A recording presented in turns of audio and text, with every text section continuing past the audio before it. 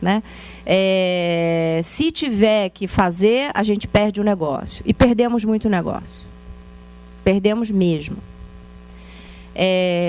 Porque a gente não vende com meia nota.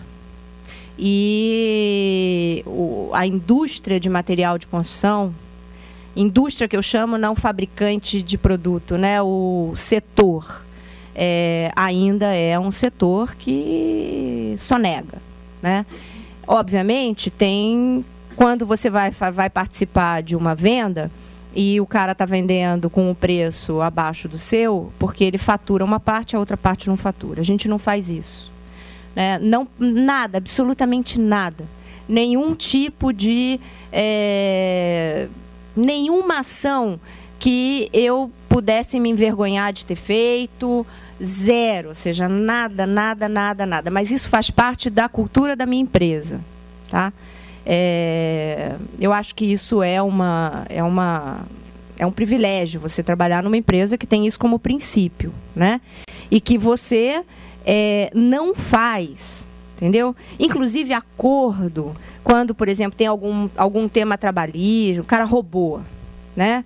Você vai, demite o cara, manda embora, justa causa e tal, e aí o cara vai pagar na justiça o que roubou e esse tipo de coisa.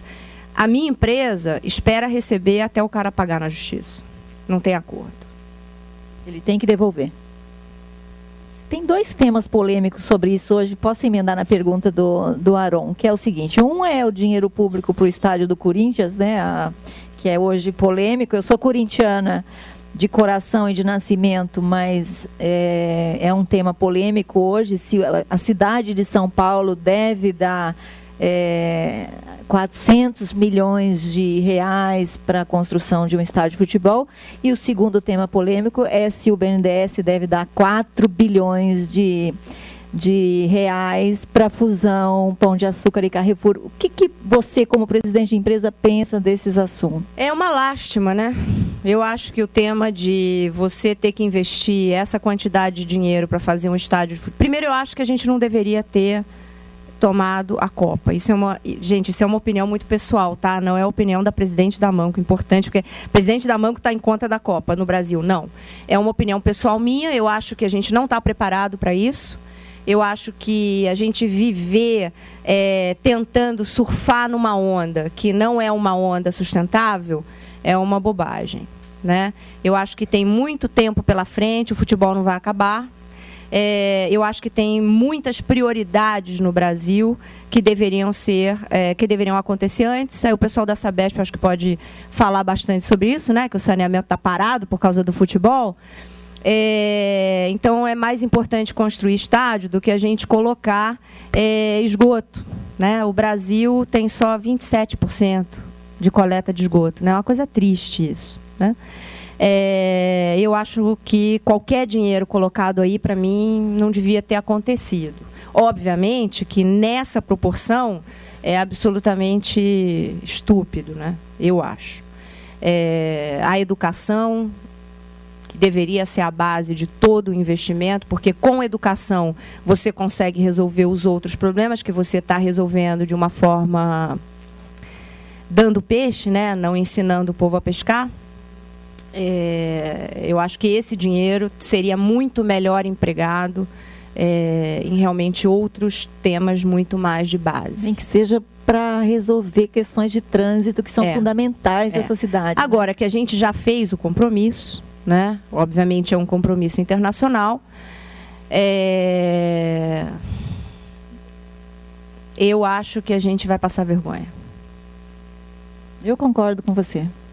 Porque não dá para construir uma estrutura de aeroporto, não dá para construir uma estrutura de estrada, não dá para construir uma estrutura de estacionamento do jeito que é necessário para fazer bem feito, né? Se você... Um dado que eu acho que é um dado interessante, sabe o que? Os fingers de aeroporto, né? O braço. Que conecta o avião ao terminal de aeroporto. O Brasil tem mais ou menos 90 fingers, tá? No total. O aeroporto, somente o aeroporto de Xangai, tem quase 200, um aeroporto, tá? Os Estados Unidos têm 10 mil. Aí você fala, puxa vida, né? Dá para fazer o Mundial nos Estados Unidos? Pô, todo mundo vai poder, né? Dá para parar 10 mil aviões simultaneamente. Obviamente isso não é necessário, né? Mas se fosse, aqui dá para parar 90. 90 no total. Se você pega só onde vão estar os jogos, é bem menos, né? Não dá mais tempo, né? O problema é esse. Se desse tempo e a gente dissesse, não, isso é possível de resolver, eu acho que a gente vai fazer uma coisa do tipo... tapa-buraco. Dá um jeito, só que vai ser só isso que vai ser feito, entendeu? Eu acho que o grande benefício de um evento como esse é tudo que o evento deixa para a sociedade depois. E esse Mundial vai deixar muito pouco, né? Mais uma frustração, né? Quando você constrói estruturas para abrigar um evento como esse, normalmente você faz todo um projeto urbanístico, né, que melhora as condições de saneamento, melhora tudo que está ao redor de onde aquele evento vai acontecer, né? Imaginem, se não vai dar tempo de fazer o básico ali, né, onde vai acontecer o jogo, imagina toda a infraestrutura que tem que existir em volta disso, vai acontecer menos, né? Isso é uma lástima, porque você vê hoje cidades, por exemplo, que abrigaram os Jogos Olímpicos, né? Como desenvolveram regiões. Você vai, por exemplo, para Barcelona, é impressionante o desenvolvimento que foi feito para os Jogos Olímpicos de Barcelona e como a cidade aproveitou isso, né? Toda aquela área do complexo, como isso se transformou em áreas de empresas e lazer, e que a comunidade usa no dia a dia, né? Ficou. Aqui vai ficar quê? Mais um estádio de futebol, né? Porque os outros simplesmente implodir, fazer e refazer, como foi o caso de Salvador, né? Então, o que mais fica? Para completar a pergunta só para completar a pergunta do Aron, o que te tira o sono? Depois a gente tem uma pergunta daquele senhor ali. O que te tira o sono? Geralmente as coisas que me tiram o sono estão muito mais vinculadas às coisas que não estão diretamente na minha mão para resolver, sabe? Por exemplo, quando meu irmão teve câncer no ano passado, né? Isso me tira o sono. Negócios não me tira o sono, não. Olha, eu não atribuo o problema do Brasil unicamente ao problema dos políticos, não, tá? Porque eu acho que o político no Brasil, ele é um reflexo da sociedade que a gente tem, né? Eu acho que a gente tem um problema de valores violento. E esse problema de valores a gente só resolve com educação, né? Quando os valores estão errados, né? Quando o caminho, né? Quando você vê que a felicidade é ter muito dinheiro, quando você vê que a felicidade é ter poder, quando você tem uma sociedade orientada para esse tipo de valor, os políticos, eles são reflexo do João, da Maria, do Pedro, que são iguaizinhos, né? Quando a gente fala, é o político que tal. Não, o político é o cara que era o mesmo cara que se encontra na rua no outro dia, né? Obviamente, tem alguns que fazem disso a sua carreira. Mas eu acho que isso tem a ver com valores mesmo, sabe? Com valores pessoais. Tem gente boa na política? Tem. São poucos? Eu acho que são poucos, porque eu acho que também a mesma coisa, como eu falo para vocês no ambiente corporativo, se você está convivendo num ambiente onde você não compartilha os valores e não compartilha o modo de operar, você sai. Então, eu acho que essas pessoas boas, elas decidem sair, né? Ou elas são expelidas mesmo, sabe? Aquela coisa do dar um jeito de tirar o cara. Mas eu acho que isso é um tema de valor, porque se você vê o que acontece nas escolas, o que aconteceu lá no Rio de Janeiro, né, o garoto que entra lá na sala, que mata os amigos, só nesse momento se discutiu sobre o tema de bullying, né? que é um tema que todos nós vivemos a vida inteira, só que ninguém fez nada. E continua não fazendo, né? Porque se você olha a sociedade onde você está, ela é muito reflexo da mídia, né? Isso eu diria que esse é um tema, um dos motivos pelos quais eu também, naquele momento, obviamente, porque meu texto era mudado, né? Mas hoje, se você vê o que a mídia passa, ela passa basicamente duas coisas no dia a dia, né? O poder, o dinheiro, a conquista. Você vai no Big Brother para ganhar 1 milhão, né? E você faz o que for para ganhar 1 milhão. É isso que a gente está ensinando, né? A minha filha não vê Big Brother, a minha filha não vê novela, a minha filha não vê TV, né? Aí ela é meio alienada às vezes no colégio. O pessoal pergunta, fala, fulaninho da novela tal. Ela fica boiando, né? Boia, vai boiar. Enquanto ela morar na minha casa, ela vai boiar, né? Depois, se ela tomar a decisão de ver isso. Mas isso é o que a gente passa, né? O que a gente ensina. Grande parte da educação no Brasil, educação, quando eu falo, educação de o que você aprende, né? Educação de vida, é o que as pessoas veem na televisão, né? E qual é o modelo de sucesso que está na televisão? A vulgarização da mulher, absoluta, né? E aí a gente vai, poxa, por que a mulher não...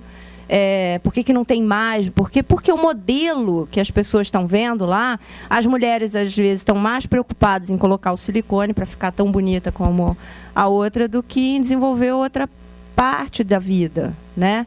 Então, eu diria que talvez para mim esse é quando você fala os políticos são todos nós, né? A nossa sociedade. Deixa eu aproveitar, posso, Tereza, dá licença, porque eu acho que é também com esse público, né? Quando a gente fala da educação, a gente tem assim alguma coisa da escola, e aí assumo, né, na minha área uma responsabilidade nisso, mas tem também aquilo que a gente faz na casa, como você falou, mas tem uma coisa que a gente faz na empresa também, né? Por que também estou falando isso? Eu acho que tem duas coisas para a gente pensar. Eu acho que, concordo com você, eu acho que o político é um espelho do que a gente, né? E a gente acaba, né, tendo aí como valor, o brasileiro é muito autoindulgente. Então, se acontece algum problema, o problema está sempre lá fora, né? Então, é o problema do político. A gente se esquece que a gente colocou o político lá, ou a gente, pelo menos, não fez nada para que aquilo mudasse. E a gente tem uma outra questão também, o que a gente faz como líder? O que a gente faz como gestor? Né? E por que eu estou falando isso também, Marisa? Não sei se você viu agora a nova pesquisa. Todo ano sai uma pesquisa da Sofia, né? Da Sofia Esteves, que é amiga da gente. Isso, né? E sai a pesquisa, qual é o líder, né, dos jovens.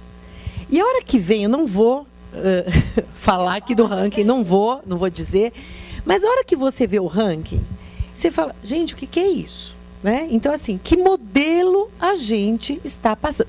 Muitos deles estão na TV, né?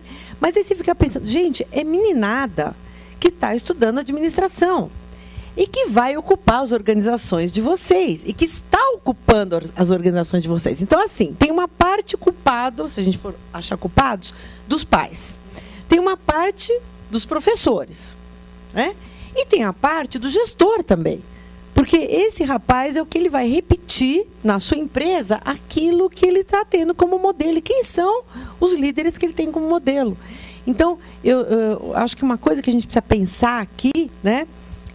E hoje a gente nem tem um público assim tão jovenzinho, vejo algumas pessoas jovens, mas tem um pessoal já mais maduro. E, no geral, o nosso aluno FIA é um aluno bem posicionado tal, na organização.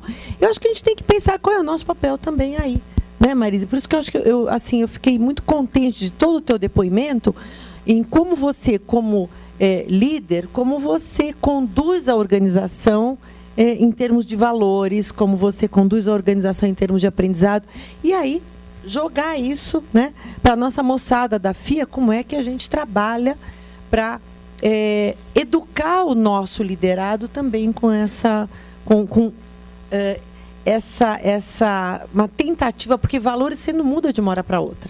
Né? Eu falo o seguinte, olha, as pesquisas da gente aqui estão mostrando que a gente está replicando os valores dos nossos ancestrais. Tem pesquisa mostrando isso, né? Tem pesquisa